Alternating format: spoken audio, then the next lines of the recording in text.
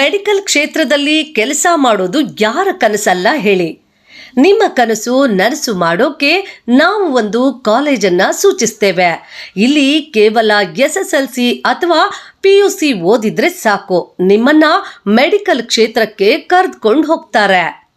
ಈ ಕಾಲೇಜು ಎಲ್ಲಪ್ಪ ಅಂದ್ರೆ ಮುಳಬಾಗಿಲು ಸಾರ್ವಜನಿಕ ಆಸ್ಪತ್ರೆಯ ಮುಂಭಾಗ. ಕಾಲೇಜಿನ ಹೆಸರು ರಾಮಾನುಜಾಚಾರ್ಯ ಪ್ಯಾರಾಮೆಡಿಕಲ್ ಮತ್ತು mother Teresa school of nursing college. ಇಲ್ಲಿ ಮೈನಾರಿಟಿ ಮತ್ತು OBC ವಿದ್ಯಾರ್ಥಿಗಳಿಗಾಗಿ ಇಲ್ಲಿ ಉಚಿತ ಹಾಸ್ಟೆಲ್ ಜೊತೆಗೆ ಊಟದ ವ್ಯವಸ್ಥೆ ಲಭ್ಯವಿದೆ.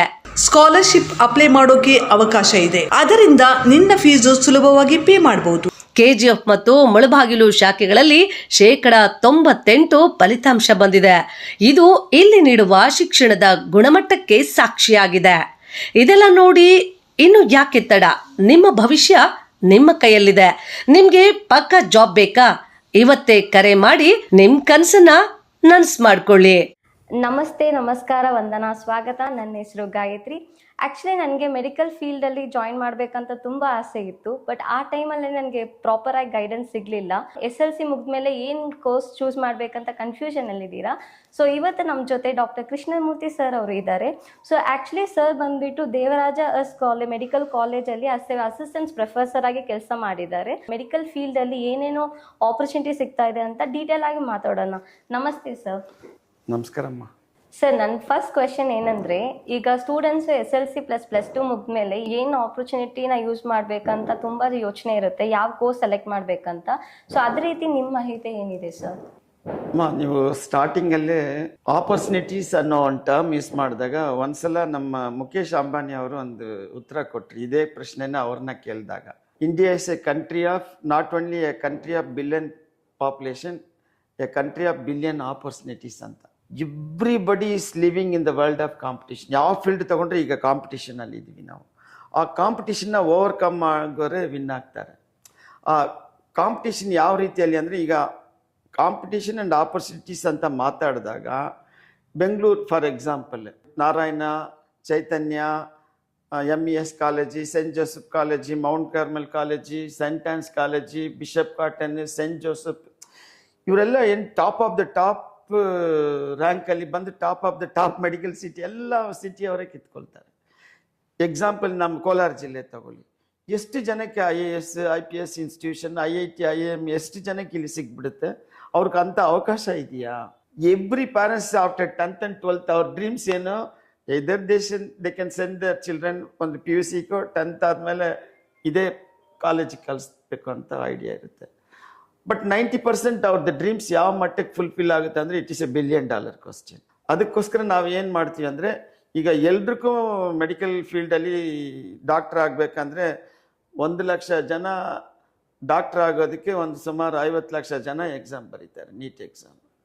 ಈ ಒಂದು ಕಾರಣದಿಂದ ನಾವು ಏನು ಮಾಡಬೇಕಂದ್ರೆ, parallel to doctor similar income ಮಾಡುವಂಥ ಕೋರ್ಸಸ್ ಏನೇನಿದೆ, ಆಪರ್ಚುನಿಟಿನೇ ಇಲ್ಲದೆ ಇರುವ ಕಡೆ ಆಪರ್ಚುನಿಟಿನ ಕ್ರಿಯೇಟ್ ಮಾಡಬೇಕು, ಕಾಂಪಿಟೇಷನ್ ಇಲ್ಲದೆ ಇರುವ ಕಡೆ ಕಾಂಪಿಟೇಷನ್ನ ಕ್ರಿಯೇಟ್ ಮಾಡಬೇಕು. ಬರೀ ಸಿಟಿ ಅವರೇ ಮುಂದಕ್ಕೆ ಹೋದ್ರೆ, ಈ ಸಿಟಿ ಇಲ್ಲದೆ ವಿಲೇಜ್ ರೂರಲ್ ಸೆಟಪ್ ಅಲ್ಲಿ ಬದುಕ್ತಕ್ಕಂಥ ಜನರಿಗೆ ನಾವು ಯಾವ ರೀತಿಯಲ್ಲಿ ಅವ್ರಿಗೆ ಅವಕಾಶನ ಆಪರ್ಚುನಿಟಿನ ನಾವು ಕ್ರಿಯೇಟ್ ಮಾಡೋದು, ಅವ್ರನ್ನ ಕಾಂಪಿಟೇಷನ್ಗೆ ಯಾವ ರೀತಿಯಲ್ಲಿ ಮೇಲಕ್ಕೆ ತರೋದು ಅನ್ನೋದಕ್ಕೆ ಈ ಜಿಲ್ಲೆ ಪೂರ್ತಿ ನಾನು ಪ್ಯಾರಾಮೆಡಿಕಲ್ ಆ್ಯಂಡ್ ನರ್ಸಿಂಗ್ ಕಾಲೇಜಸ್ ಮಾಡಿ ಇವ್ರನ್ನ ಬೇರೆ ರೀತಿಯಲ್ಲಿ ಕಾಂಪಿಟೇಷನ್ಗೋಸ್ಕರ ನಾನು ಏನು ಮಾಡ್ತಾ ಇದ್ದೀನಿ, ಅಬ್ರಾಡ್ ಕೋರ್ಸಸ್ನೆಲ್ಲ ನಮ್ಗೆ ಇಲ್ಲಿ ಫ್ರಾಂಚೈಸ್ನ German language course, UK US Australia ಇಂಥ ಕಡೆ ಜಾಬ್ ಆಪರ್ಚುನಿಟೀಸ್ಗೆ ನಾವು ಫ್ರಾಂಚೈಸ್ದು ಪರ್ಮಿಷನ್ ಇದು ನಾನು ತೊಗೊಂಬರ್ಬೇಕಂತ, ಪ್ಲಸ್ IAS IPSದು ಟ್ರೈನಿಂಗ್ ಆ್ಯಂಡ್ ಕೋಚಿಂಗ್ ಸೆಂಟರ್ದು ತರಬೇಕನ್ನೋದು ನಂದು ಒಂದು ಗುರಿ.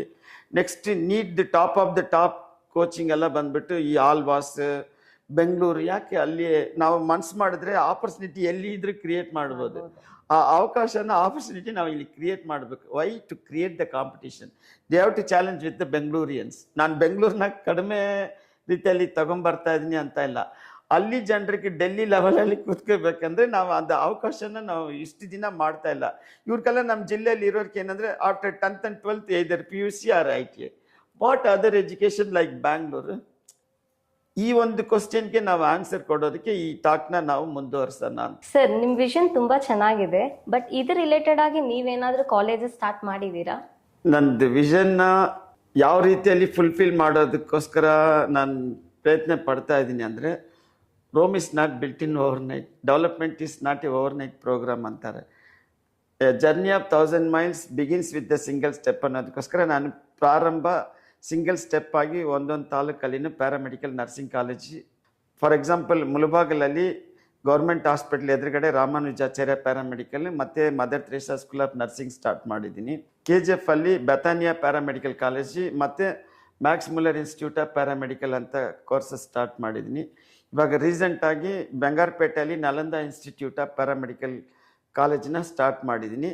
ನಂದು ಸ್ಟೆಪ್ ಬೈ ಸ್ಟೆಪ್ ಇದರಲ್ಲಿ further higher studies courses start ಮಾಡಿ ನಮ್ಮ ಜನರು ಎಲ್ಲ ಕಡೆ ಕೆಲಸ ಮಾಡಿ ಜನಸೇವೆ ಮಾಡಿ ಎಲ್ಲ ಜನರಿಗೂ ಹೆಲ್ತ್ ಕೇರಲ್ಲಿ ಸರ್ವಿಸ್ ಮಾಡಬೇಕನ್ನೋದೇ ನನ್ನ ಮೈನ್ ವಿಷನ್ ಅಮ್ಮ. ಸರ್ ತುಂಬಾ ಸಂತೋಷ. ಆಕ್ಚುಲಿ ನೀವು ಮಾತಾಡೋದು ಮಾತ್ರ ಇಲ್ಲ, ನೀವು ಪ್ರಾಕ್ಟಿಕಲ್ ಆಗಿ ತುಂಬಾ ಕಾಲೇಜಸ್ನ ಸ್ಟಾರ್ಟ್ ಮಾಡಿದ್ದೀರಾ.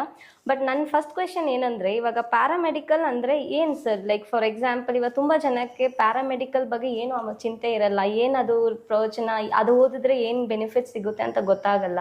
ಸೊ ನೀವು ಅದ್ರ ಬಗ್ಗೆ ತಿಳುವಳಿಕೆ ಸ್ವಲ್ಪ ಕೊಡೋಕ್ಕಾಗುತ್ತಾ? ಖಂಡಿತವಾಗಿ ಕೊಡ್ತೀನಿ. ಈ ಪ್ಯಾರಾಮೆಡಿಕಲ್ ಅಂದರೆ ನಾವು ಮೆಡಿಕಲ್ ಫೀಲ್ಡಲ್ಲಿ ಡಾಕ್ಟರ್ಸ್ ಒಬ್ಬರೇ ಸ್ಟೆಥೋಸ್ಕೋಪ್ ಎತ್ಕೊಂಡು ಟೆಸ್ಟ್ ಮಾಡಿಬಿಟ್ಟು BP ಚೆಕ್ ಮಾಡಿಬಿಟ್ಟು ಮತ್ತೆ ಬ್ಲಡ್ ಚೆಕ್ ಮಾಡಿಬಿಟ್ಟು ಇನ್ವೆಸ್ಟಿಗೇಷನ್ ಮಾಡಿಬಿಟ್ಟು ಡ್ರಗ್ಸ್ ಕೊಟ್ಬಿಟ್ಟು ಒಂದೊಂದು ಪೇಷಂಟ್ ನೋಡ್ಕೊಂಡು ಹೋಗ್ಬೇಕಾದ್ರೆ ಪ್ರತಿದಿನ ಒಂದು 10 ಪೇಷಂಟ್ ಮೇಲೆ ಅವ್ರು ನೋಡೋಕ್ಕಾಗಲ್ಲ. ಇವರು ಡಾಕ್ಟರ್ ಜೊತೆಗೆ ಅಸಿಸ್ಟ್ ಮಾಡೋ ಎಲ್ಲ courses, nurses, physiotherapist, pharmacist, paramedical is also one subject. They are all assisting the doctors. ಅವ್ರಿಗೆ ನಮ್ಮ ಒಂದು ಕತೆ ಇಲ್ಲ, ನಿಜಾಂಶ. ನಮ್ಮ ಮೆಡಿಕಲ್ ಕಾಲೇಜಲ್ಲಿ ನಮ್ಮ ಮೆಡಿಕಲ್ ಸ್ಟೂಡೆಂಟ್ ಒಂದು ದಿವಸ ಸಡನ್ ಆಗಿ ತಿರುಪತಿ ಬಸ್ ಆಕ್ಸಿಡೆಂಟ್ ಆಗಿ ಜನ ತುಂಬ ಗಾಯಪಟ್ಟು ಕೆಲವರೆಲ್ಲ ಸತ್ತೋಗಿದ್ದಾರೆ. ನಮ್ಮ ಆಸ್ಪತ್ರೆಗೆ ಇಮಿಡಿಯೇಟ್ ಬರ್ತಾರೆ, ಅವ್ರಿಗೆ ನಾವು ಇಮಿಡಿಯೇಟ್ ಟ್ರೀಟ್ಮೆಂಟ್ ಕೊಡಬೇಕು, ಎಲ್ಲ ಡಾಕ್ಟರ್ ಕರೆಸಿ ಅಂದ್ಬಿಟ್ಟು ಕ್ಯಾಶುಯಾಲಿಟಿಗೆ ನನ್ನ ಕರೆಸಿ ಇದು ಮಾಡಿದರು. ನಾನು ಅಲ್ಲಿ ಪೇಷಂಟ್ ಬಸ್ಸಿಂದ ಬಂದು ಇಳ್ದಿದ ತಕ್ಷಣ ಒಬ್ಬರು ಅವ್ರ ಕೈ 2 ಪೀಸ್ ಆಗಿರೋದು, ಅವರೇ ಒಂದು ಕೈ ಇದು ಪೀಸ್ನ ತಗೊಂಡ್ಬಂದು ನಿಂತಿದ್ದಾಗ ನಮ್ಮ ಸರ್ಜನ್ ನೋಡ್ಬಿಟ್ಟು ಅಯ್ಯೋ ಏನಪ್ಪ ಇದು ಅಂತ OT ಟೆಕ್ನಿಷಿಯನ್ನ ಕರೆಸಿ ನೀವು OT ರೆಡಿ ಮಾಡಿ ಅಂತ. ಆ ಪೇಷಂಟ್ಗೆ ಬ್ಲಡ್ ಎಲ್ಲ ಬೇರೆ ಹೋಗ್ಬಿಟ್ಟಿದೆ. ಇನ್ನೊಂದು ಕಡೆ ಲ್ಯಾಬ್ ಟೆಕ್ನಿಷಿಯನ್ ಬಾರಸ್ವಾಮಿ, ಇವನಿಗೆ ಯಾವ ಬ್ಲಡ್ ಗ್ರೂಪು ಮತ್ತು ಅವ್ರಿಗೆ ಬ್ಲಡ್ ಅರೇಂಜ್ ಮಾಡಿ ಅಂತ ಲ್ಯಾಬ್ ಟೆಕ್ನಿಷಿಯನ್ ಕರೆದ್ರು. ಇನ್ನೊಬ್ರು ಬಂದ್ಬಿಟ್ಟು ಪೇಷಂಟ್ ಕಾಲು ಮುರ್ಕೊಂಡ್ಬಿಟ್ಟಿದೆ, ಫ್ರ್ಯಾಕ್ಚರ್ ಆಗಿಬಿಟ್ಟು ಅವರು ಬಂದಿದ್ದಾಗ ನಮ್ಮ ಆರ್ಥೋಪೆಡಿಕ್ ಡಾಕ್ಟ್ರ್ ಏನು ಹೇಳಿದ್ರು, ಹೋಗಿ ಅವರು ಎಕ್ಸ್ರೇ ತೆಗೆಸ್ಕೊಂಬ ಅಂತ ಎಕ್ಸ್ರೇ ಟೆಕ್ನಿಷಿಯನ್ ಹತ್ರ ಹೋಗುವಾಗ ಕಣ್ಣೆಲ್ಲ ಈ ಕಡೆ ಗಾಯ ಮಾಡ್ಕೊಂಡು ಬಂದರು. ಅವ್ರಿಗೆ ಫಾರಿನ್ ಬಾಡಿ ಹೋಗಿದೆ ಅಂತ ಐ ಟೆಕ್ನಿಷಿಯನ್ ಕರಿ ಅಂತ. ನನಗೆ ಅದೇ that is the main reason. ಅಷ್ಟು 5 ನಿಮಿಷದಲ್ಲಿ ಯಾವ ಡಾಕ್ಟ್ರು ಇಮಿಡಿಯೇಟ್ ಟ್ರೀಟ್ಮೆಂಟ್ ಕೊಟ್ಟಿದ್ದು ನೋಡಿಲ್ಲ. ನೋಡಿದೆ ಎಲ್ಲ ಟೆಕ್ನಿಷಿಯನ್ಸ್ ಪ್ಯಾರಾಮೆಡಿಕಲ್ ಅವರೇ ನೋಡ್ತಾ ಇದ್ದೀನಿ 5 ನಿಮಿಷಕ್ಕೆ. ನಮ್ಮ ನರ್ಸಿಂಗ್ ಅವರು ಜಾಯಿಂಟ್ಲಿ ವರ್ಕ್ ಮಾಡ್ತಿದ್ದಾರೆ ಅವರು ಒಂದು ಕಡೆ, ಆದರೂ ಇಮಿಡಿಯೇಟ್ ಫಸ್ಟ್ ನನ್ನ ಕಣ್ಣಿಗೆ ಕಾಣಿದೆಲ್ಲ ಟೆಕ್ನಿಷಿಯನ್ಸೇ ಅನ್ನುವಾಗ ಇದಕ್ಕೇನು ಮೆಡಿಕಲ್ ಕಾಲೇಜ್ ಅಷ್ಟು ಖರ್ಚಾಗೋದಿಲ್ಲ. ನಮ್ಮ ಜಿಲ್ಲೆಯಲ್ಲಿ ಒಂದೊಂದು ತಾಲೂಕು ಮಟ್ಟದಲ್ಲಿನೂ ನಮ್ಮ ಜನರು ಜಗತ್ತೆಲ್ಲ ಇಂಥ ಸೇವೆಯನ್ನು ಯಾಕೆ ಕೊಡಬಾರ್ದು? That was the main reason. ನಾವು ಪ್ಯಾರಾಮೆಡಿಕಲ್ ನರ್ಸಿಂಗ್ ಇವರು they are the front line warriors ಅನ್ನೋದು. ಸರ್ ಇದು ಮಾತ್ರ ರೀಸನ್ ಇಲ್ಲದೆ ನಿಮ್ಗೆ ಬೇರೆ ಏನಾದ್ರೂ ರೀಸನ್ ಇದೆಯಾ? ಯಾಕೆ ನೀವು ಅದು ಪರ್ಟಿಕ್ಯುಲರ್ ಆಗಿ ಚೂಸ್ ಮಾಡಿರೋದು ಈ ರೀಸನ್ ಬಿಟ್ಟು?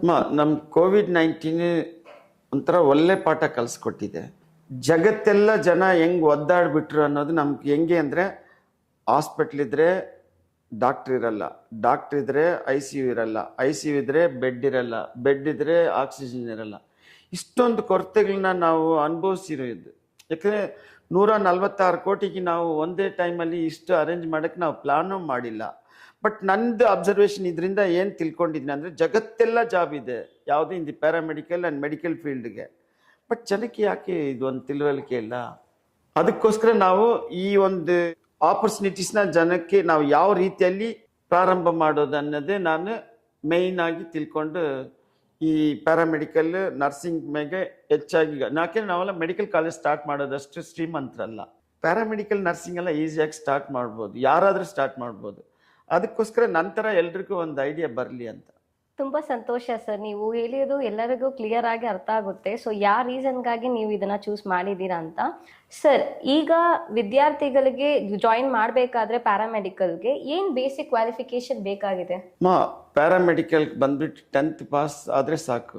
ಇದ್ರ ಜೊತೆಗೆ ಸೆಕೆಂಡ್ PUC ಸೈನ್ಸ್ ಗ್ರೂಪ್ ಆಗಿದ್ರೆ ಅವರು ಡೈರೆಕ್ಟ್ ಆಗಿ ಬಂದ್ಬಿಟ್ಟು ಸೆಕೆಂಡ್ ಇಯರ್ ಜಾಯಿನ್ ಆಗ್ಬೋದು. ಎರಡನೇದಾಗಿ ಯಾಕೆ ಇವ್ರಿಗೆ 10th ಮೇಲೇ ಇವ್ರಿಗೆ ನಾನು ಪ್ಯಾರಾಮೆಡಿಕಲ್ ಕೋರ್ಸ್ ಗೌರ್ಮೆಂಟ್ ಪ್ರಾರಂಭ ಮಾಡಿದೆ ಅಂದರೆ, ಎಂಜಿನಿಯರಿಂಗ್ ಆ್ಯಂಡ್ ಮೆಡಿಕಲ್ ಫೀಲ್ಡ್ ಏನೇ ತಗೊಂಡ್ರೆ, ಈಗ ಎಂಜಿನಿಯರಿಂಗಲ್ಲಿ 4 ವರ್ಷ, ಮೆಡಿಕಲಲ್ಲಿ 4 ವರ್ಷ, ಅದು ಮತ್ತೆ ಇಂಟರ್ನ್ಶಿಪ್ ಮಾಡೋಕ್ಕೆ 1 ಇಯರ್ ಮಾಡಿ, PG ಮಾಡಿ ಒಂದು 7-8 ವರ್ಷ ಮಾಡಿ ಅವ್ರ ಲೈಫ್ ಸೆಟ್ಲಾಗಿ ಜಾಬ್ ಸೆಟ್ಲಾಗಿ ಮುಗಿಸೋದ್ರಷ್ಟರಲ್ಲಿ ಅವ್ರಿಗೆ ಏಜ್ ಆಗ್ತಾ ಮದುವೆ ಏಜಿನೂ ಹೆಚ್ಚಾಗಿ ಹೋಗುತ್ತೆ ಅಂತ ಕಾಮನ್ ಪೀಪಲ್ ಏನು ಮಾಡ್ತಾರೆ, 3 ಇಯರ್ಸಲ್ಲಿ ಲೈಫ್ ಸೆಟ್ಲ್ ಆದರೆ ಸಾಕು, ಜಾಬ್ ಸೆಟ್ಲ್ ಆದರೆ ಸಾಕು ಅಂತ ಮಾಡಿ ಏನು ಮಾಡ್ತಾರೆ, ಪ್ಯಾರಾಮೆಡಿಕಲ್ಗೆ ಒಂದು ಅವಕಾಶ.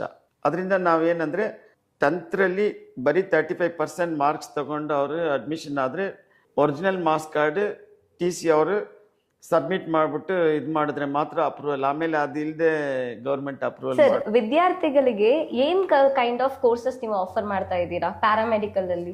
ಪ್ಯಾರಾಮೆಡಿಕಲ್ ಅಲ್ಲಿ ಸದ್ಯಕ್ಕೆ ನಮ್ಮ ಇದರಲ್ಲಿ top of the top courses. ಯಾಕೆಂದ್ರೆ ಅವ್ರ future vision, future life, future opportunities and future ಜಾಬ್ದು ನಾನು ಯೋಚನೆ ಮಾಡ್ತೀನಿ.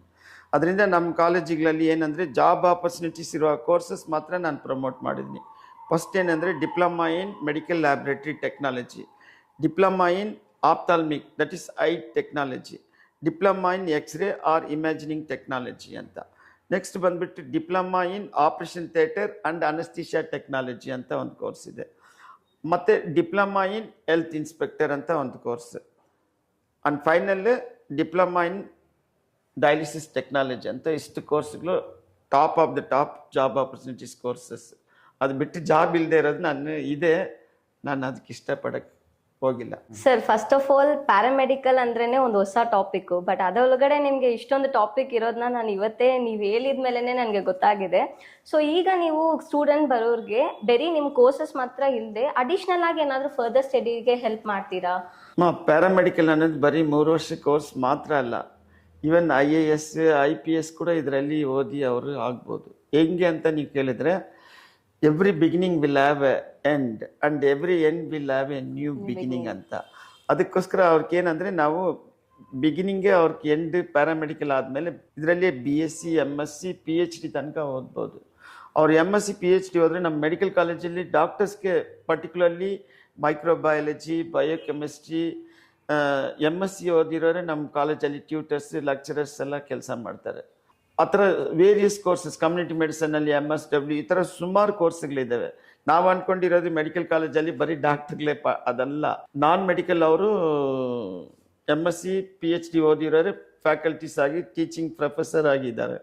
ಅದಕ್ಕೋಸ್ಕರ ನಾವೇನಂದರೆ, ಈ ಒಂದು ಕೋರ್ಸಲ್ಲಿ ನಮ್ಮ ಮೆಡಿಕಲ್ ಕಾಲೇಜಲ್ಲಿ ಅಲೈಡ್ ಹೆಲ್ತ್ ಸೈನ್ಸ್ ಅಂತ ದೇವರಾಜರ್ಸಲ್ಲಿ ಇದೆ. ಅಲೈಡ್ ಹೆಲ್ತ್ ಸೈನ್ಸ್ ಅಂದರೆ graduation degree, BSc in cardiology, BSc in reproductive health and child studies ಅಂತ ಇದೆ, BSc in respiratory infection, BSc in ophthalmic technology, BSc in anaesthesia technology, BSc in medical laboratory technology. ಈ ಥರ courses ಸುಮಾರು 16 ಇದೆ.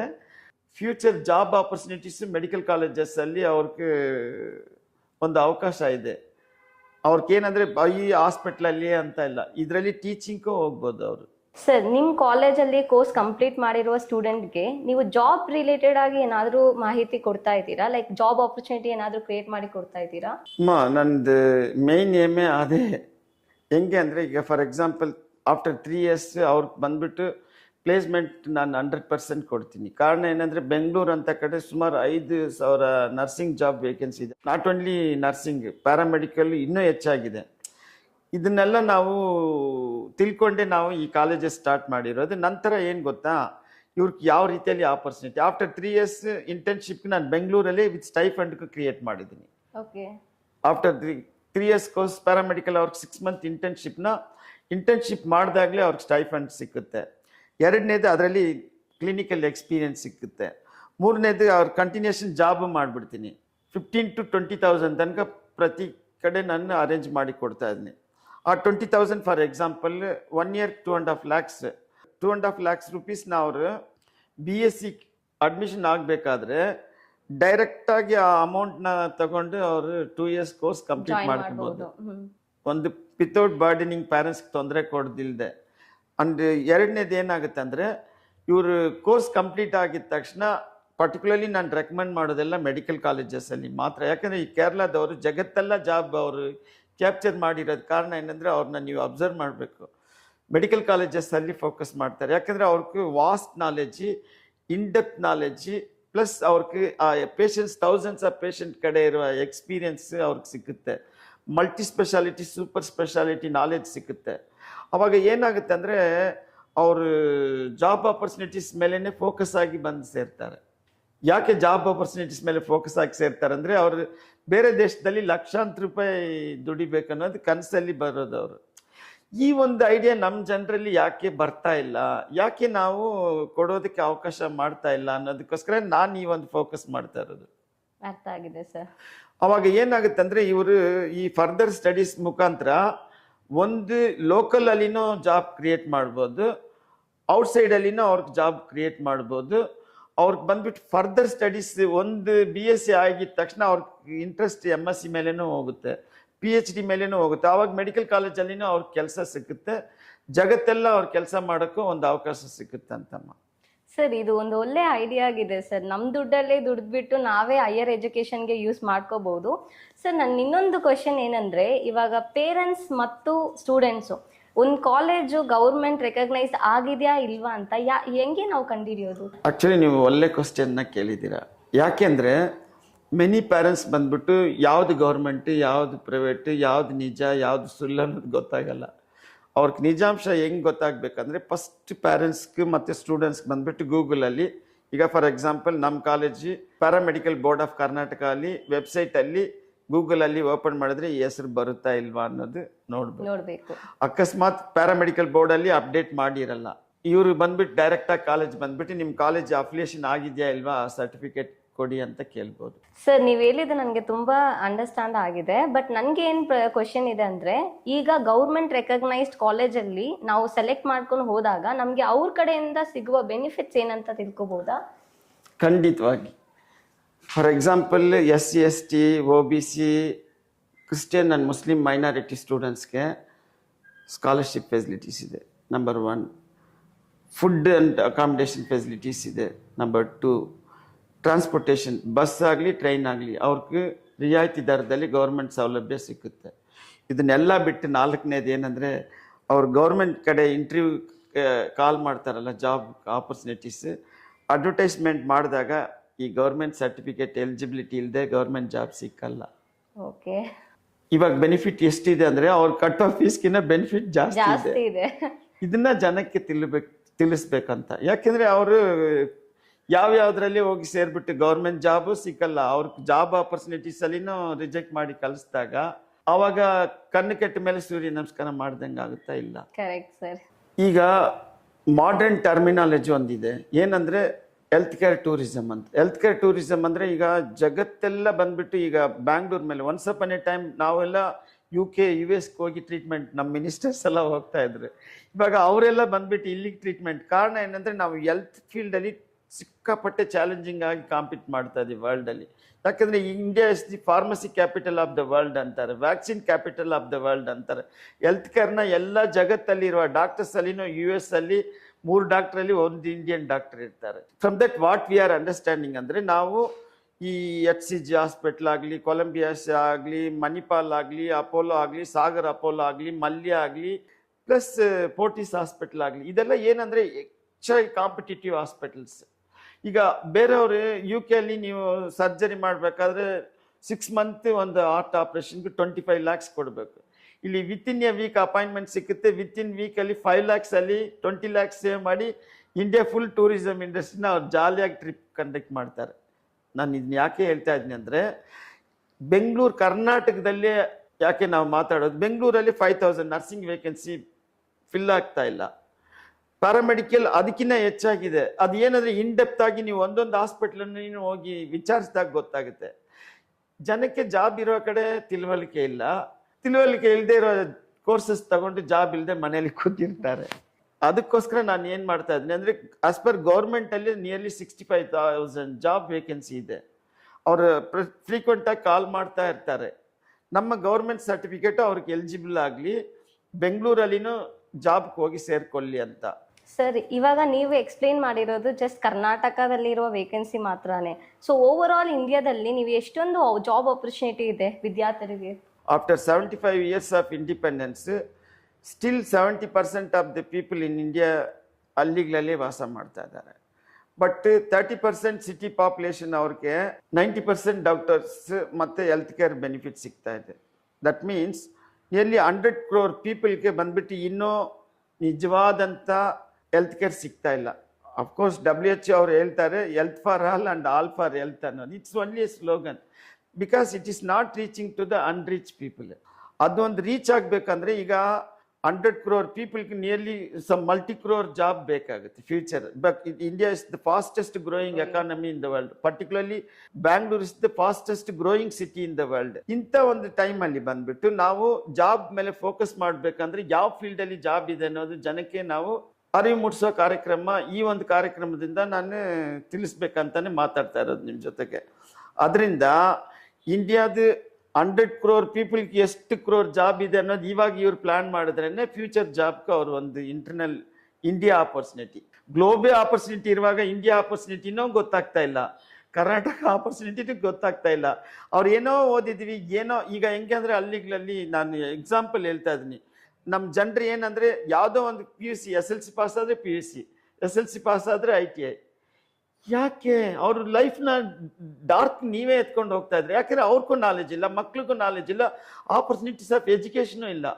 Future of India ಹಿಂಗೆ ಇರಬೇಕು ಅನ್ನೋದಕ್ಕೆ ನಾವು ಏನು ಪ್ಲಾನ್ ಕರೆಕ್ಟಾಗಿ ಮಾಡಬೇಕು ಅನ್ನೋದಕ್ಕೆ ಈ ಮೆಡಿಕಲ್ ಫೀಲ್ಡಲ್ಲಿ 90% ಯಾಕೆ ಸಿಟಿ ಮೇಲೆ ಅಂದರೆ ಅವ್ರಿಗೆ ಅರ್ನಿಂಗ್ ಒಂದು ಕಡೆ, ಮಕ್ಕಳು ಅವ್ರ ಡಾಕ್ಟ್ರ್ ಮಕ್ಕಳನ್ನ ಹೆಂಗೆ ಹಳ್ಳಿಗಳಲ್ಲಿ ಓದಿಸ್ಬೇಕು ಅನ್ನೋದು ಇನ್ನೊಂದು ಕಡೆ, ಅಫೋರ್ಡೆಬಲ್ ಪೀಪಲ್ ಜನ ಕಾಸು ಕೊಟ್ಟು ಟ್ರೀಟ್ಮೆಂಟ್ ಮಾಡ್ಕೊಳ್ಳೋ ಅಂತ ಇನ್ನೊಂದು ಪ್ರಾಬ್ಲಮ್. ಇಷ್ಟೆಲ್ಲ ಕೊರತೆಗಳಿದೆ. ಬಟ್ ಫ್ಯೂಚರ್ ಇಂಡಿಯಾ ಎಲ್ಲ ರೀತಿಯಲ್ಲಿನೂ ಫಾಸ್ಟೆಸ್ಟ್ 3rd ಲಾರ್ಜೆಸ್ಟ್ ಎಕಾನಮಿನ ನಾವು ಜಪಾನ್ನ ಓವರ್ಟೇಕ್ ಮಾಡಿರೋದ್ರಿಂದ ವಿಷನ್ ಈಸ್ ವೆರಿ ಕ್ಲಿಯರ್ ಆಗಿ ಡೆವಲಪ್ ಆಗ್ತಾ ಇದೆ. ಅದರಿಂದ ಇವಾಗ ನೀವು ಸೆಲೆಕ್ಟ್ ಮಾಡಿಲ್ಲ ಅಂದರೆ tomorrow you will suffer. Sir, ಈಗ ನೀವು ಕರ್ನಾಟಕ ಮತ್ತು ಇಂಡಿಯಾದಲ್ಲಿ ಇರುವ ಜಾಬ್ ಆಪರ್ಚುನಿಟಿ ಬಗ್ಗೆ ಕ್ಲಿಯರ್ ಆಗಿ ಎಕ್ಸ್ಪ್ಲೇನ್ ಮಾಡಿದ್ದೀರಾ. ಬಟ್ ನನ್ನ ಮೈಂಡಲ್ಲಿ ನೆಕ್ಸ್ಟ್ ಕ್ವೆಶನ್ ಬರೋದು, ಯಾವೇ ರೀತಿ ಮೆಡಿಕಲ್ ಆಪರ್ಚುನಿಟಿ ಕೋರ್ಸಸ್ ನಾವು ತಗೊಂಡ್ರೆ ಕೂಡ ಫಸ್ಟ್ ನಮ್ಮ ಇಂಟೆನ್ಷನ್ ಬಂದ್ಬಿಟ್ಟು ಅಬ್ರಾಡ್ ಜಾಬ್ಸ್. ಸೊ ಅಬ್ರಾಡಲ್ಲಿ ಈ ಪರ್ಟಿಕ್ಯುಲರ್ ಪ್ಯಾರಾಮೆಡಿಕಲಲ್ಲಿ ಇರುವ ಆಪರ್ಚುನಿಟಿ ಏನೇನಿದೆ ಅಂತ ಒಂಚೂರು ಹೇಳಿ. ಈಗ ಫಾರ್ ಎಕ್ಸಾಂಪಲ್ ಒಂದ್ಸಲ ಒಬಾಮ ಅವರು ಬಂದಿದ್ರು, ನಮ್ಮ ಮನಮೋಹನ್ ಸಿಂಗ್ ಅವ್ರ ಹತ್ರ 6 lakhs nursing and paramedical staff ಬೇಕಂತ. ಅವ್ರು ಕೇಳಿದ್ದವರು ನರ್ಸಿಂಗ್ ಪ್ಯಾರಾಮೆಡಿಕಲ್ ಕೇಳಲಿ, ಕೇರಳದವರೇ ಕೊಡ್ತೀರಾ ಅಂತ ಮಾತಾಡ್ತಾರೆ. ಇದೇ ನನ್ನ ಕೇರಳ ಮೇಲೆ ಇಂಟ್ರೆಸ್ಟ್ ಇದೆ, ನನಗೆ ತುಂಬ ಅಭಿಮಾನ ಇದೆ. ನಮ್ಮ ಜನರಿಗೆ ಕೇರಳ ಥರ ಇಂಟ್ರೆಸ್ಟ್, ಯಾಕಂದರೆ ಈಗ ವುಮೆನ್ಸ್ ಬಂದ್ಬಿಟ್ಟು ನರ್ಸಿಂಗ್ ಫೀಲ್ಡ್ನ ಅವರೇ ಕ್ಯಾಪ್ಚರ್ ಮಾಡಿಕೊಂಡಿರೋದು. ಕಾರಣ ಏನಂದರೆ ನರ್ಸಿಂಗ್ ಅಂದರೆ ಅಬ್ರಾಡ್ ಜಾಬ್, ಅಬ್ರಾಡ್ ಅಂದರೆ ನರ್ಸಿಂಗ್ ಜಾಬ್ ಅನ್ನೋ ಮಟ್ಟಕ್ಕಾಗಿದೆ. ಯಾಕಂದರೆ ಜಗತ್ತಲ್ಲಿರೋ ನರ್ಸಿಂಗ್ ಎಲ್ಲ ನಮ್ಮವರೇ ಕ್ಯಾಪ್ಚರ್ ಮಾಡ್ಕೊಂಡಿರೋದು. ಯಾಕಂದರೆ ಲ್ಯಾಕ್ಸ್ ಆ್ಯಂಡ್ ಲ್ಯಾಕ್ಸ್ ಎಲ್ಲರೂ ಡಾಕ್ಟ್ರ್ ಥರ ಲಕ್ಷ ಕಟ್ಟಲೆ ದುಡಿಯೋಕ್ಕಾಗಲ್ಲ. ಆ ಒಂದು ಕಾರಣದಿಂದ ಈಗ ಜಾಬ್ ಆಪರ್ಚುನಿಟೀಸ್ ಅಡ್ವಾನ್ಸ್ಡ್ ಕಂಟ್ರೀಸಲ್ಲಿ ಕೇಳಿದಾಗ ನಮ್ಮ ಜನರಿಗೆ ಏನಂದರೆ ಅವ್ರ women's education, women's employment, women's ಎಂಪವರ್ಮೆಂಟ್ನ ನಾವು ಎಂಪವರ್ ಮಾಡಬೇಕಾದ್ರೆ ಅವ್ರಿಗೆ ಎಜುಕೇಷನ್ ಕೊಟ್ಟರೆ ಅಲ್ಲ ಮಾಡೋಕ್ಕೆ. ಸರ್, ನನ್ನ ಕ್ವೆಶನ್ ಏನಂದ್ರೆ, ಇವಾಗ ಅಬ್ರಾಡಲ್ಲಿ ಹೋಗ್ಬಿಟ್ಟು ಕೆಲಸ ಮಾಡಿದ್ರೆ ತುಂಬಾ ಜನಕ್ಕೆ ಬಂದ್ಬಿಟ್ಟು ಒಂದು ಮೈಂಡ್ ಸೆಟ್ ಅಲ್ಲಿ ಅಲ್ಲಿ ತುಂಬಾ ಸ್ಯಾಲ್ರಿ ಸಿಗುತ್ತೆ. ಇಂಡಿಯಾಕ್ಕಿಂತ ಕಂಪೇರ್ ಮಾಡಿದ್ರೆ ಅಬ್ರಾಡ್ ಕಂಟ್ರೀಸ್ ಅಲ್ಲಿ ವ್ಯಾಲ್ಯೂ ಜಾಸ್ತಿ ಇದೆ, ದುಡ್ಡು ಸಂಪಾದನೆ ಜಾಸ್ತಿ ಮಾಡ್ಬೇಕಂತ ಒಂದು ಐಡಿಯಾ ಇರುತ್ತೆ. ನನ್ನ ಕ್ವೆಶನ್ ಏನಂದ್ರೆ, ನನಗೆ ಅಬ್ರಾಡ್ ಹೋಗೋಕ್ಕೆ ಇಷ್ಟ ಇಲ್ಲ, ಬಟ್ ನಾವು ಇಂಡಿಯಾದಲ್ಲಿನೇ ಏನಾದರೂ ಆ ರೀತಿ ಅರ್ನ್ ಮಾಡೋಕ್ಕೆ ಏನಾದ್ರು ಚಾನ್ಸಸ್ ಇದೆಯಾ? ಈ ಜಗತ್ತೆಲ್ಲ ನಮ್ಮ ಬ್ರೈನ್ನ ಗೈನ್ ಮಾಡ್ಕೊಳ್ತಾ ಇದ್ದಾರೆ, ನಮ್ಮ ಬ್ರೈನ್ನ ಡ್ರೈನ್ ಮಾಡ್ತಾ ಇದ್ದಾರೆ. ಕಾರಣ ಏನಂದರೆ ಅದು ಮೆಂಟಾಲಿಟಿ ನಮ್ಮ ಜನರಿಗೆ ಏನಾಗಿದೆ. ಇಲ್ಲಾಂದರೆ 100 ಕೋಟಿ ಜನಸಂಖ್ಯೆ ಒದ್ದಾಡ್ತಾ ಇರುವಾಗ ನೀವು ಅಬ್ರಾಡ್ಗೆ ಹೋಗಿ ಎರ್ನ್ ಮಾಡೋದಕ್ಕೆಲ್ಲ ಈ ದೇಶ ನಿಮ್ಗೆ ಜೀವ ಕೊಟ್ಟಿರೋದು, ನಮ್ಮ ಜನರಿಗೆ ಸೇವೆ ಮಾಡೋದಕ್ಕೆ. ನಮ್ಮ ರಾಜ್ಕುಮಾರ್ ಸರ್ ಹೇಳ್ದಂಗೆ ಜನ ಸೇವೆನೇ ಜನಾರ್ದನ ಸೇವೆ ಅಂತ ಹೇಳಿರೋದು. ಅದಕ್ಕೋಸ್ಕರ ನಾವು ಏನಂದರೆ, ಈಗ ಫಾರ್ ಎಕ್ಸಾಂಪಲ್ ನಾವೇ ಈಗ ಅಬ್ರಾಡ್ಗೂ ಆಪರ್ಚುನಿಟಿ ಕ್ರಿಯೇಟ್ ಮಾಡ್ತೀವಿ. 90% ನಮ್ಮ ಲೋಕಲಲ್ಲಿ ಎರ್ನ್ ಮಾಡೋಕ್ಕೆ ಆಪರ್ಚುನಿಟೀಸ್ ಏನು ಅನ್ನೋದೇ ತಿಳಿಸ್ಬೇಕು ಅನ್ನೋದು ನನ್ನ ಉದ್ದೇಶ. ಹೆಂಗೆ ಅಂದರೆ, ಫಾರ್ ಎಕ್ಸಾಂಪಲ್ ಈಗ ಜರ್ಮನ್ ಲ್ಯಾಂಗ್ವೇಜ್ ಕೋರ್ಸ್ ಸ್ಟಾರ್ಟ್ ಮಾಡ್ತಾ ಇದ್ವಿ. ಜರ್ಮನ್ ಅದರ್ ದೆನ್ ವೆಸ್ಟರ್ನ್ ಕಂಟ್ರೀಸಲ್ಲಿ ಅವ್ರ ಮದರ್ ಟಂಗ್ ಜರ್ಮನ್ನೇ ಇರೋದ್ರಿಂದ ಇಲ್ಲಿ 3 ಮಂತ್ ಶಾರ್ಟ್ ಟರ್ಮ್ ಕೋರ್ಸ್ ಮಾಡಿ ಅವ್ರ ಜರ್ಮನ್ ಲ್ಯಾಂಗ್ವೇಜಲ್ಲಿ ನಾವು ಸಪ್ರೇಟಾಗಿ ವೀಸಾ ಮತ್ತು ಇಂಟರ್ವ್ಯೂ ಕಂಡಕ್ಟ್ ಮಾಡಿ ಅವ್ರದ್ದೇ ಇಲ್ಲಿ ಬಂದುಬಿಟ್ಟು ಸೆಲೆಕ್ಟಿಂಗ್ ಟೀಮ್ನ ಕರೆಸಿ ಆಪರ್ಚುನಿಟಿ ಕ್ರಿಯೇಟ್ ಮಾಡೋದಕ್ಕೆ ನಾನು ಅವಕಾಶ ಮಾಡಿರೋದು. ಒಂದು 52 BSc ನರ್ಸಿಂಗ್ ಅವ್ರಿಗೆ ಮಾಡಿದ್ದೀನಿ ಈಗ ಸದ್ಯಕ್ಕೆ. ಮೇನ್ ಇಂಟೆನ್ಷನ್ ಏನಂದರೆ ನಿಮ್ಮ ಕ್ವಶನ್ ಪ್ರಕಾರ ಬರಬೇಕಂದ್ರೆ ಅದೇ 3 ಲಕ್ಷ ಇಲ್ಲಿ ದುಡಿಬೋದಾ? ಯಾಕಂದರೆ ಪರ್ ಇಯರ್ ಎಷ್ಟಾಗುತ್ತೆ? 36 lakhs ಆಗುತ್ತೆ. ಇಲ್ಲಿ ಡಾಕ್ಟ್ರ್ ಮಾತ್ರನೇ ಆ ಅಮೌಂಟ್ ಎರ್ನಿಂಗ್ ಮಾಡ್ಲಿಕ್ಕಾಗುತ್ತೆ. ಬಟ್ ಅದೇ ಅಮೌಂಟ್ ಈ ಫೀಲ್ಡಲ್ಲಿ ನಾವು ಎರ್ನಿಂಗ್ ಮಾಡ್ಬೋದಾ ಅಂತ ನೀವು ಕೇಳ್ಬೋದು.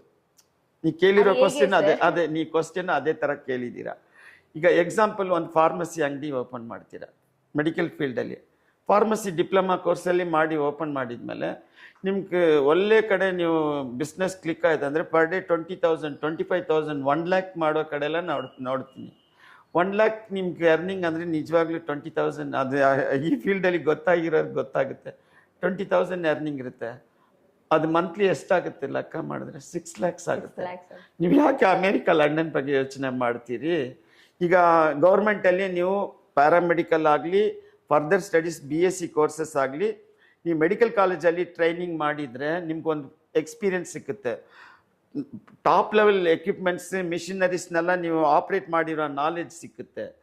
ಪ್ಲಸ್ ನಿಮ್ಗೊಂದು ಆಪರ್ಚುನಿಟೀಸ್ ಗೌರ್ಮೆಂಟಿಂದ ಲೋನ್ ಸಿಕ್ಕುತ್ತೆ. 25 lakhs ತನಕ ಲೋನ್ ತೊಗೊಂಡು ನೀವು ಓನಾಗಿ ಸ್ಟಾರ್ಟ್ ಮಾಡಿದ್ರೆ, ಈಗ for example own lab start ಮಾಡಿದ್ರೆ ಪರ್ ಡೇ 10 to 15,000 ಪ್ರಾಫಿಟೇ ನೋಡೋರ್ನೆಲ್ಲ ನಾನು ಎಕ್ಸಾಂಪಲ್ ಕೊಡ್ಬೋದು. ಅದು ಈ ಮೀಡಿಯಲ್ಲಿ ಬೇಡ, ಅದು ತಪ್ಪಾಗಿ ಆಗೋಗುತ್ತೆ. ಈಗ for example x ray technology, that is imaging technology course. ಯಾವುದೋ ಒಂದು ಆಸ್ಪತ್ರೆ, ಆರ್ಥೋಪೆಡಿಕ್ ಹಾಸ್ಪಿಟಲ್ ಮುಂದೆ ನೀವು ಸ್ಟಾರ್ಟ್ ಮಾಡಿದ್ರೆ ನಿಮ್ಗೆ MRI scanning, CT scanning BSc ಓದಿರೋ ಮೆಡಿಕಲ್ ಕಾಲೇಜಲ್ಲಿ ಗೊತ್ತಿರುತ್ತೆ. ಕೋಬಾಲ್ಟ್, ಎಕ್ಸ್ರೇ ಇಂಥ ವೆರೈಟೀಸ್ ಆಫ್ ನಾಲೆಡ್ಜ್ ಅವ್ರಿಗೆ ಇರೋದ್ರಿಂದ ನೀವೇನಾದರೂ ಒಂದು MRI ಸ್ಕ್ಯಾನಿಂಗ್ದೇ ಓಪನ್ ಮಾಡಿದ್ರಿ ಅಂದರೆ ಒಂದು MRI ಸ್ಕ್ಯಾನಿಂಗ್ ಫಿಲ್ಮ್ ಚಾರ್ಜ್ ಎಷ್ಟು? 6,000 ಚಾರ್ಜ್ ಮಾಡ್ತಾರೆ. ಬಟ್ ಅವ್ರಿಗೆ ರಿಪೋರ್ಟ್ ಪ್ರಿಪೇರ್ ಮಾಡೋಕ್ಕೆ ಬರಲ್ಲ. ರೇಡಿಯಾಲಜಿಸ್ಟೇ ರಿಪೋರ್ಟ್ ಮಾಡೋದು. ಡಾಕ್ಟ್ರ್ ಹತ್ರ ಕೊಟ್ಟರೆ ಅವರು ಪ್ರಿಪೇರ್ ಮಾಡಿ ಕೊಡ್ತಾರೆ. ಅವಾಗ ಎರ್ನಿಂಗ್, ಲರ್ನಿಂಗ್, ಟ್ರೈನಿಂಗ್ ಇದೆಲ್ಲ ಇರೋದ್ರಿಂದಾನೇ ಅವ್ರಿಗೆ ಆಗೋದು. ಅದಕ್ಕೋಸ್ಕರ ನಾವು ಏನು ಮಾಡ್ತೀವಿ ಅಂದರೆ, ಈಗ ಫಾರ್ ಎಕ್ಸಾಂಪಲ್ ಆಪ್ಥಲ್ಮಾಲಜಿ ಕೋರ್ಸ್. ಈ ಆಪ್ಥಲ್ಮಾಲಜಿ ಕೋರ್ಸ್ ಅಂದರೆ ಸ್ಪೆಕ್ಟಕಲ್ ಅಂಗಡಿ.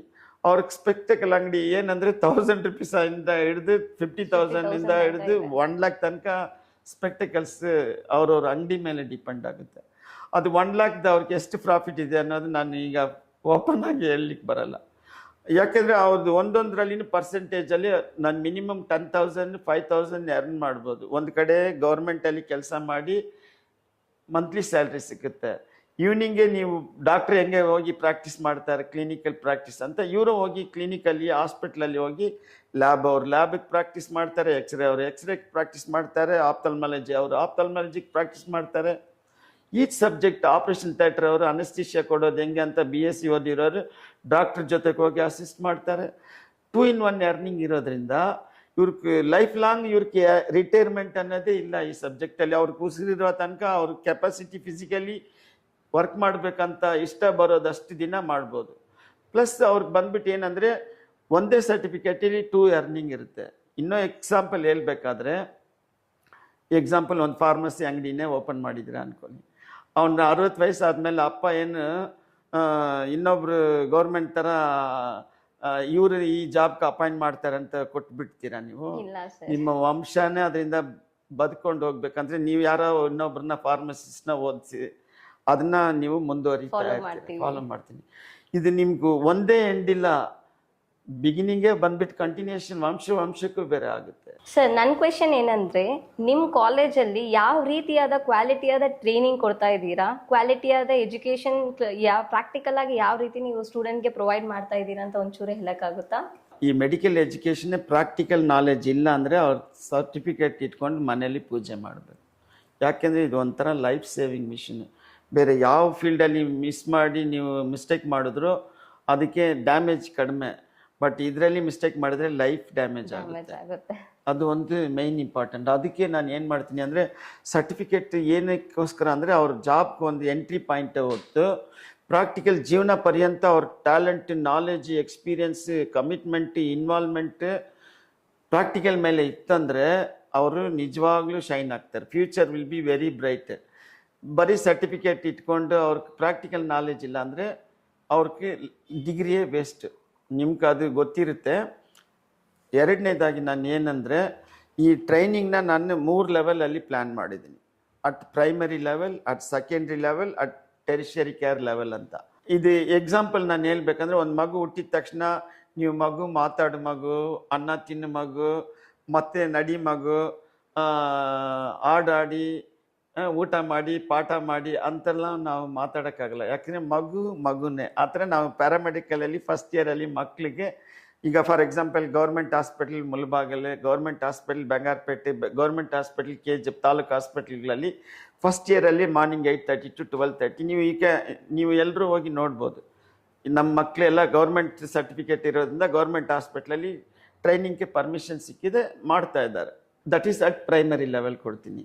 ಸೆಕೆಂಡ್ರಿ ಲೆವೆಲ್ ಬ್ಯಾಂಗ್ಳೂರಲ್ಲಿ ಸ್ಟೈಫಂಡ್ ಕೊಟ್ಟು ಅವ್ರಿಗೆ ಟ್ರೈನಿಂಗ್ ಕಲಿಸ್ತೀನಿ. ಹೆಂಗೆಂದರೆ multi speciality and super speciality ಹಾಸ್ಪಿಟ್ಲ್ಗಳಲ್ಲಿ ಕಲಿಸ್ತಾ ಇದ್ದೀನಿ. Third level medical colleges.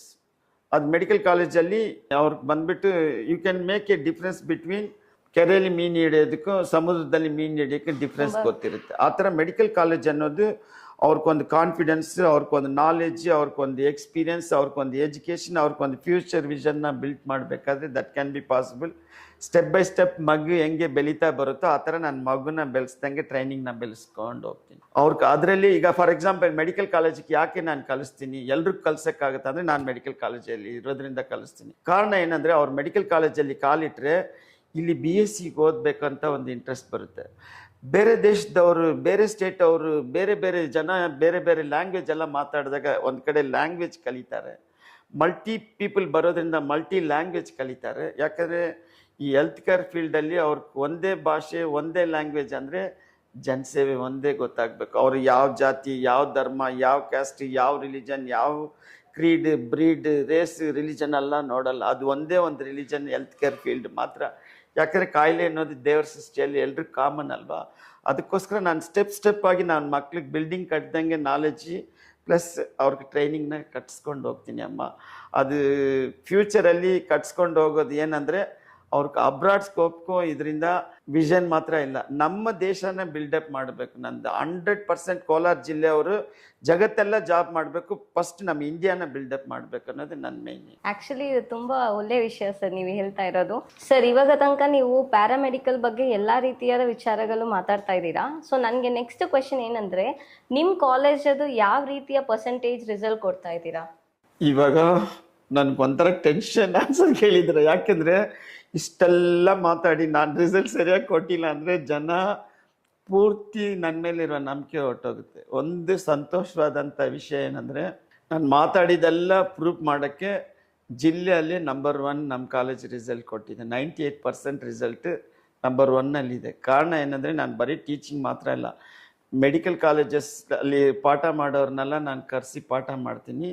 ನಂದು ಏನಂದರೆ 100% quality of training, quality of teaching, quality in job, quality in result ಅನ್ನೋದೇ ನಾನು ಮೈನ್ ಫೋಕಸ್ ಮಾಡ್ತೀನಿ. ನೀವು ಕೇಳ್ಬೋದು, ನಾನು ಸ್ವಲ್ಪ ಫೀಸ್ ಬೇರೆಯವ್ರಿಗಿಂತ ಜಾಸ್ತಿ ತಗೊಳ್ತೀನಿ. ಕಾರಣ ಏನಂದರೆ, ಈಗ ಮಸಾಲೆ ದೋಸೆ ರೋಡಲ್ಲಿ 20 ರೂಪಾಯಿಗೆ ಮಾರ್ತಾರೆ, ಅದೇ ಬೇರೆ ಹೋಟ್ಲಲ್ಲಿ 100 ರೂಪಾಯಿ 50 ರೂಪಾಯಿ ತಗೊಳ್ತಾರೆ.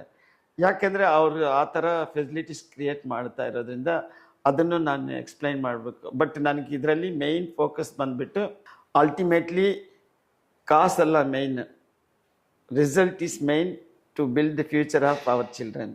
ಸರ್, ಈಗ ನೀವು ಫೆಸಿಲಿಟಿ ಅಂತ ಒಂದು ಮಾತು ಹೇಳಿದ್ರಿ. ಇವಾಗ ನಿಮ್ಮ ಸ್ಟೂಡೆಂಟ್ಗೆ ಬಂದ್ಬಿಟ್ಟು ಅಪಾರ್ಟ್ ಫ್ರಮ್ ನೀವು ಕಾಲೇಜ್ ಎಜುಕೇಶನ್ ಬಿಟ್ಬಿಟ್ಟು ಬೇರೆ ಏನಾದರೂ ಎಕ್ಸ್ಟ್ರಾ ಕರಿಕ್ಯುಲರ್ ಆಕ್ಟಿವಿಟೀಸ್ನ ನೀವು ಎಂಕರೇಜ್ ಮಾಡ್ತೀರಾ? ನಿಜವಾಗ್ಲೂ ಮಾಡಬೇಕು ಅನ್ನೋದು ಮಾತ್ರ ಇಲ್ಲ, ಮಾಡ್ತಾನೆ ಇದ್ದೀನಿ. ಯಾಕೆಂದರೆ ನಾನೇ ಒಂದು ಯೋಗ ಟೀಚರ್, ಮೆಡಿಕಲ್ ಕಾಲೇಜಲ್ಲಿ ಯೋಗ ಪಾಠ ಮಾಡ್ತಾ ಇದ್ದೀನಿ ನಮ್ಮ ಡಾಕ್ಟರ್ ಸ್ಟೂಡೆಂಟ್ಸ್ಗೆ. ಈಗ ಯಾಕೆ ಅಂದರೆ, ಈಗ ಫಾರ್ ಎಕ್ಸಾಂಪಲ್ ನನ್ನ ವಿಷನ್ ಬಂದುಬಿಟ್ಟು ವಿವೇಕಾನಂದ ಹೇಳ್ದಂಗೆ, ನಾವು ಎಜುಕೇಷನ್ ಈಸ್ ಟೋಟಲಿ ಕಮರ್ಷಿಯಲೈಸೇಷನ್ ಆಗಿಬಿಟ್ಟಿದೆ. ಈ ಮನಿ ಅರ್ನಿಂಗ್ ಅನ್ನೋ ರೀತಿಯಲ್ಲಿ ಜನ ಅದ್ರ ಮೇಲೇ ಫೋಕಸ್ ಮಾಡ್ತಾರೆ. ನಾನೇನಂದರೆ, education not for money, education is the manifestation of character building, life building and man making education ಅಂತ. ಅದಕ್ಕೋಸ್ಕರ ನಾನು ಏನು ಮಾಡ್ತಾ ಇದ್ದೀನಿ ಅಂದರೆ, ಈ ಹೆಲ್ತ್ ಡೆಫಿನಿಷನ್ನ ನಾವು ಪರ್ಟಿಕ್ಯುಲರ್ಲಿ ಸಾಯಿಬಾಬಾ ಹೇಳ್ದಂಗೆ, ಈ ಡಾಕ್ಟ್ರುಗಳು, ಈ ಮೆಡಿಕಲ್ ಫೀಲ್ಡ್ ಅವರು ಸ್ಟ್ರಾಂಗ್ ಆಗಿಲ್ಲ ಅಂದರೆ ಜನ ಸ್ಟ್ರಾಂಗ್ ಆಗಲ್ಲ. So to create a sound and strong society, that can be possible only from the sound and strong people. ಅದಕ್ಕೋಸ್ಕರ ನಾನು ಏನು ಮಾಡ್ತೀನಿ ಅಂದರೆ ಹೆಲ್ತ್ ಡೆಫಿನಿಷನ್ ಈಗ ಇಂಗ್ಲೀಷಲ್ಲಿ ಇದೆಯಲ್ಲ ಅದನ್ನ ನಾನು ಹೇಳ್ಬಿಟ್ಟು ಮತ್ತೆ ಕನ್ನಡದಲ್ಲಿ ಹೇಳ್ತೀನಿ. Health is the state of physical, mental, social and not merely the absence of disease ಅಂತಾರೆ. ಈಗ ನಾನು ಏನು ಮಾಡ್ತಾ ಇದ್ದೀನಿ, ನಮ್ಮ ಮಕ್ಕಳಿಗೆ ಬಂದ್ಬಿಟ್ಟು ಇವ್ರು ಫಿಸಿಕಲಿ ಸ್ಟ್ರಾಂಗ್ ಆಗಿದ್ರೇ ಜನಕ್ಕೆ ಫಿಸಿಕಲಿ ಸ್ಟ್ರಾಂಗ್ ಮಾಡಲಿಕ್ಕೆ ಒಂದು ಅವಕಾಶ ಅಂತ to increase the physical health yoga ಹೇಳ್ಕೊಡ್ತೀನಿ. ಮೆಂಟಲ್ ಹೆಲ್ತ್ನ ಇಂಪ್ರೂವ್ ಮಾಡೋಕ್ಕೆ ಮೆಡಿಟೇಷನ್ ಹೇಳ್ಕೊಡ್ತೀನಿ.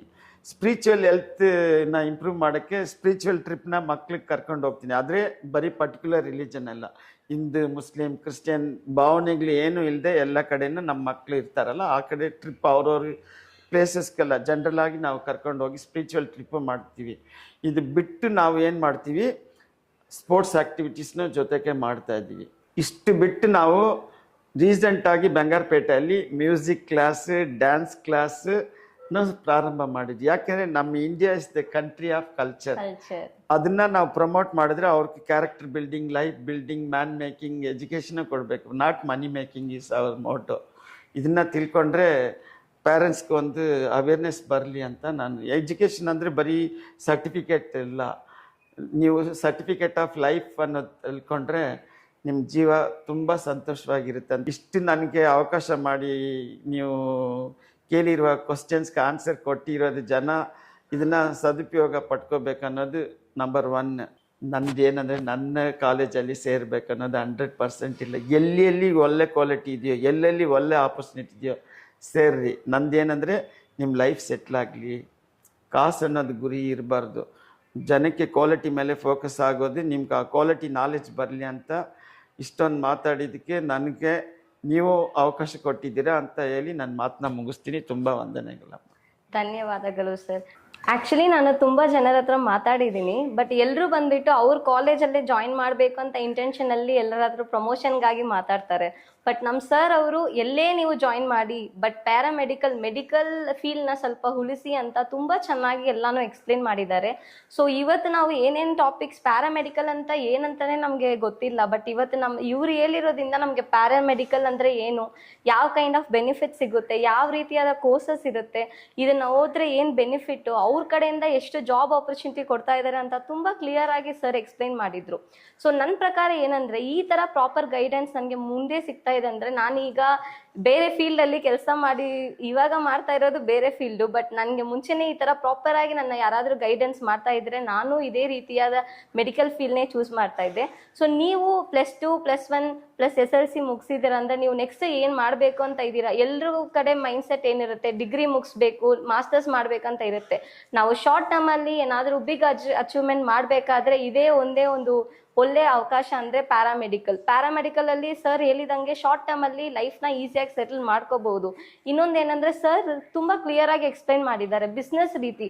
ಸೊ ನಾವು ಅದು ಕೋರ್ಸ್ ಓದುವುದರಿಂದ ಒಬ್ಬರ ಹತ್ರ ನಾವು ಕೆಲಸನೇ ಮಾಡಬೇಕಂತ ಏನು ಅವಶ್ಯಕತೆ ಇಲ್ಲ, ಬಟ್ ನಾವೇ ಒಂದು ಬಿಸ್ನೆಸ್ನ ಸ್ಟಾರ್ಟ್ ಮಾಡಿ ಆ ಮೆಡಿಕಲ್ ಫೀಲ್ಡಲ್ಲಿ ತುಂಬ ಅಚೀವ್ಮೆಂಟ್ ಮಾಡ್ಬೋದು ಅಂತ ಸರ್ ತುಂಬ ಈಸಿಯಾಗಿ ಎಕ್ಸ್ಪ್ಲೈನ್ ಮಾಡಿದರು. ನನಗೆ ಇವ್ರದಲ್ಲಿ ಏನು ಇಷ್ಟ ಆಯ್ತಂದರೆ ಅಕಾಮಿಡೇಷನ್ ಅವರೇ ಪ್ರೊವೈಡ್ ಮಾಡ್ತಾರೆ. ನಾವು ಶೆಡ್ಯೂಲ್ ಕ್ಯಾಸ್ಟ್, ಶೆಡ್ಯೂಲ್ ಟ್ರೈಬ್ ಇದ್ದರೆ plus food and accommodation plus bus pass ಎಲ್ಲ ಇದೆ. ಬರೀ ನಾವು ಪೇ ಮಾಡಿರೋ ಕಾಲೇಜ್ ಫೀಸ್ಗಿಂತ ಅವ್ರು ಹೆಚ್ಚಾಗಿ ನಮಗೆ ಬೆನಿಫಿಟ್ಸೇ ಜಾಸ್ತಿಯಾಗಿ ಕೊಡ್ತಾ ಇರೋದು. ಆ್ಯಂಡ್ ಇವಾಗ ನಿಮಗೆ ಎಲ್ರಿಗೂ ಅವೇರ್ನೆಸ್ ಕ್ರಿಯೇಟ್ ಆಗಿರುತ್ತೆ ಪ್ಯಾರಾಮೆಡಿಕಲ್ ಬಗ್ಗೆ.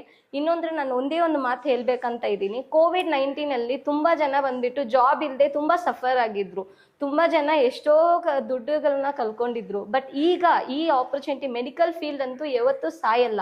ಸೊ ಈ ಥರ ಮೆಡಿಕಲ್ ಫೀಲ್ಡ್ ನೀವು ಚೂಸ್ ಮಾಡಬೇಕಾದ್ರೆ ಕೆಳಗಡೆ ಇರುವ ಕಾಂಟ್ಯಾಕ್ಟ್ ನಂಬರ್ಗೆ ನೀವು ಕಾಂಟ್ಯಾಕ್ಟ್ ಮಾಡಿ ಆ್ಯಂಡ್ ಅಡ್ಮಿಷನ್ ಮಾಡ್ಕೋಬಹುದು. ಸೊ ನೀವು +2, +1 ಮುಗಿಸಿ ಕ್ವೆಶನಲ್ಲಿ ಮಾರ್ಕ್ ಇದ್ದರೆ ನಾನು ಹೇಳಿದಂಗೆ ನೀವು ಪ್ಯಾರಾಮೆಡಿಕಲ್ನ ಚೂಸ್ ಮಾಡ್ಕೋಬಹುದು. ಸೊ ಇಲ್ಲಿ ನಿಮಗೆ ಒಳ್ಳೆ ಅವಕಾಶ ಸಿಗುತ್ತೆ. ಸೊ ನಿಮಗೆ ಈ ಕಾಲೇಜಲ್ಲಿ ಜಾಯಿನ್ ಮಾಡಬೇಕಾದ್ರೆ ಈ ಕಾಲೇಜರ ಅಡ್ರೆಸ್ ಎಲ್ಲ ನಾವು ಮೆನ್ಷನ್ ಮಾಡ್ತೀವಿ. ಸೊ ಕಾಂಟ್ಯಾಕ್ಟ್ ನಂಬರು ಪ್ರೊವೈಡ್ ಮಾಡ್ತೀವಿ. ಸೊ ಏನೇ ಈ ಕೋರ್ಸಸ್ ರಿಲೇಟೆಡ್ ನಿಮಗೆ ಫೀಸ್, ಇನ್ಫ್ರಾಸ್ಟ್ರಕ್ಚರ್ ಏನಾದರೂ ತಿಳ್ಕೋಬೇಕಾದ್ರೆ ಈ ನಂಬರ್ಗೆ ಕರೆ ಮಾಡಿ, ನಾವು ಯಾವಾಗಲೂ ನಿಮಗೆ ಸರ್ವಿಸ್ ಮಾಡೋಕ್ಕೆ ರೆಡಿಯಾಗಿದ್ದೀವಿ. ಸರ್ ನೀವು ಇಷ್ಟು ಬ್ಯುಸಿ ಶೆಡ್ಯೂಲಲ್ಲಿ ನಮಗೋಸ್ಕರ ಬಂದು ನೀವು ಈ ಪ್ಯಾರಾಮೆಡಿಕಲ್ ಬಗ್ಗೆ ತುಂಬ ಎಕ್ಸ್ಪ್ಲನೇಷನ್ ಚೆನ್ನಾಗಿ ಕೊಟ್ಟಿದ್ದೀರಾ. ಎಲ್ಲ ಮಕ್ಕಳಿಗೇನು ಆಸ್ ವೆಲ್ ಆಸ್ ಪೇರೆಂಟ್ಸ್ಗೇನು ಇದೊಂದು ಒಳ್ಳೆ ಅವಕಾಶ ಸಿಕ್ಕಿದೆ ನೆಕ್ಸ್ಟ್ ಲೈಫಲ್ಲಿ ಏನು ಮಾಡಬೇಕು ಅಂತ. ಸೊ ಈ ಟೈಮಲ್ಲಿ 10th +2 ಮುಗಿಯುವಾಗ ಅವ್ರ ಕ್ವೆಶನ್ ಮೈಂಡ್ಫುಲ್ಲಾಗಿ ಏನು ಮಾಡಬೇಕಂತ ಕ್ವೆಶನ್ ಇದ್ದಾಗ ನೀವು ಈ ಇಂಟರ್ವ್ಯೂ ಕೊಟ್ಟಿರೋದು ನಮಗೆ ತುಂಬ ಸಂತೋಷ. ಸೊ ಈ ಇಂಟರ್ವ್ಯೂ ಬಂದ್ಬಿಟ್ಟು ತುಂಬ ಜನರಿಗೆ ಯೂಸ್ಫುಲ್ ಆಗುತ್ತೆ ಅಂತ ನಾನು ನೆನೆಸ್ಕೊತೀನಿ. ತುಂಬ ಧನ್ಯವಾದಗಳು ಸರ್. ತುಂಬ ಥ್ಯಾಂಕ್ಸ್ ಮಾ.